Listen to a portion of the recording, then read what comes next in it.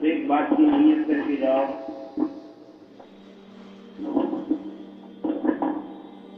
حفاظت کرنا انسان کی فطرت میں ہے، بلکہ بچے بچی کی فطرت میں ہے کہ ہر قیمتی چیز کی حفاظت کرتا ہے۔ اب دیکھو بیڑی پینے والا بارش میں بیڑی کی کیسی حفاظت کرتا ہے، جس کو پلاسٹک کے باکس میں رکھتا ہے۔ اسے بزرگ فرماتے تھے کہ جتنا بیڑی پینے والے کو بیڑی کا فکر ہے نا، اتنا اگر امت میں دین کا فکر آ جائے تو امت کا بیڑا پار ہو جائے۔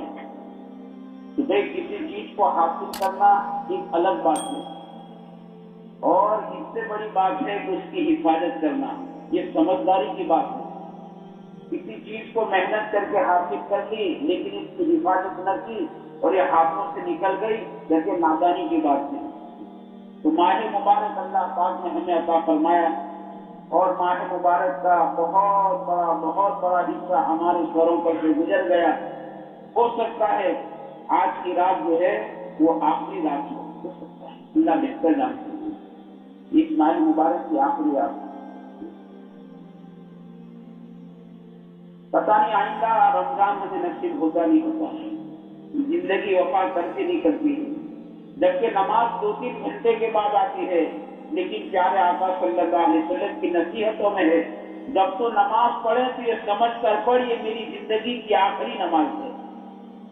حالانکہ نماز تو گھنٹے 2 گھنٹے 3 گھنٹے بعد آ جاتی، پھر بھی نصیحتوں میں ہے جب تو نماز پڑھے تو یہ سمجھ کر پڑھ یہ میری زندگی کی آخری نماز ہے۔ ماہ مبارک تو 11 مہینے بعد آئے گا نا، پتہ نہیں زندگی وفا کرتی نہیں کرتی، اس لیے یہ ماہ مبارک کی چند گھڑیاں باقی رہ گئی۔ ہو سکتا ہے آج کی رات آخری رات ہو، آئندہ ماہ مبارک نصیب کو نہ ہو، تو اس کی نیت کریں۔ ماشاءاللہ رمضان میں ہر مسلمان نے کچھ نہ کچھ ضرور کیا ہے، ایسا نہیں۔ اللہ پاک نے مسلمان کا دل ایسا بنایا ہے، چاہے کیسا بھی مسلمان تھا، اس نے رمضان کا چاند دیکھا تھا، اس کا دل بدل گیا، اس نے مسجد کا کونا سنبھال لیا تھا۔ میں تو کہتا ہوں انشاءاللہ کوئی مسلمان ایسا نہیں ہے کہ رمضان کے پورے مہینے میں دن میں رات میں کوئی نہ کوئی گھڑی ایسی نہیں ہوگی کہ جس میں اس کو اپنے گناہ یاد آ کر اس کی آنکھ سے آنسو نکلا ہو۔ انشاءاللہ کوئی مسلمان ایسا نہیں ہوگا۔ رمضان کی برکت سے مسلمان کا دل بدل جاتا ہے۔ کوئی نہ کوئی موقع اللہ، ہمارے حضرت فرماتے ہیں، ایک کہتے ہیں کہ اللہ کی رحمت بہانہ ڈھونڈتی ہے، ہمارے حضرت فرماتے ہیں اللہ تعالیٰ بہانے دیتے ہیں۔ رحمت بہانہ ڈھونڈے ایک الگ بات ہے، اپنی جگہ پر ہے۔ ہمارے حضرت کہتے ہیں کہ اللہ جو ہے بہانہ دیتے ہیں، کہ اللہ تعالیٰ نے بہانے دیے ہیں، دل نرم کر دیا، شیطان قید کر دیا، نفس کو جیل کر دیا۔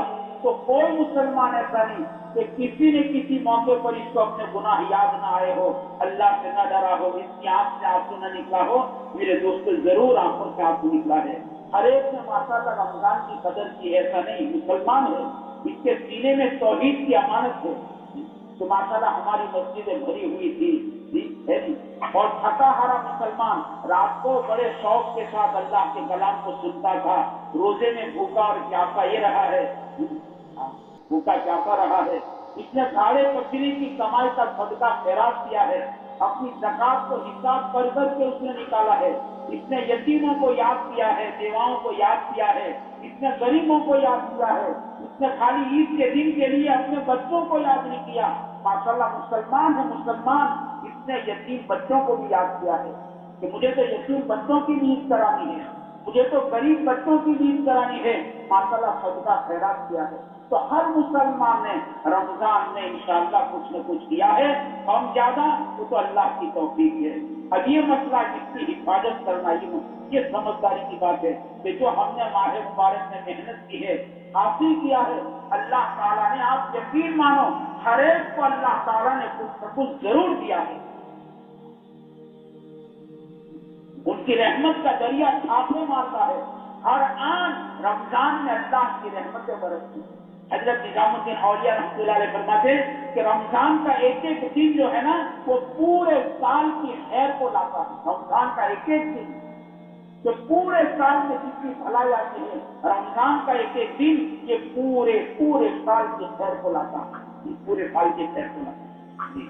تو اللہ نے ہر ایک کو دیا ہے، مایوس ہونے کی ضرورت نہیں ہے، اللہ بڑے کریم ہے، وہ تو سینکڑوں ماؤں سے زیادہ مہربان ہے کہ بندہ اللہ کی محبت سے بھوکا رہا، اللہ کی محبت سے پیاسا رہا، راتوں کو جاگا، دیکھو مجمع دن بھر کا تھکا ہارا، حلال کمائیوں میں تھکا ہوا مجمع، آخر کون سی چیز یہاں ان کو لائی ہے کہ اللہ کی محبت میں آیا ہے۔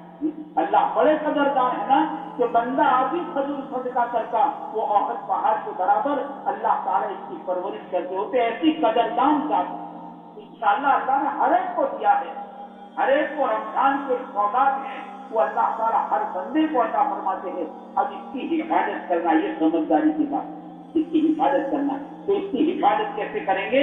اس کی حفاظت جیسے کہا ایسے اپنی ذاتوں کو دین پر چلانا، اللہ کے حکموں پر چلانا۔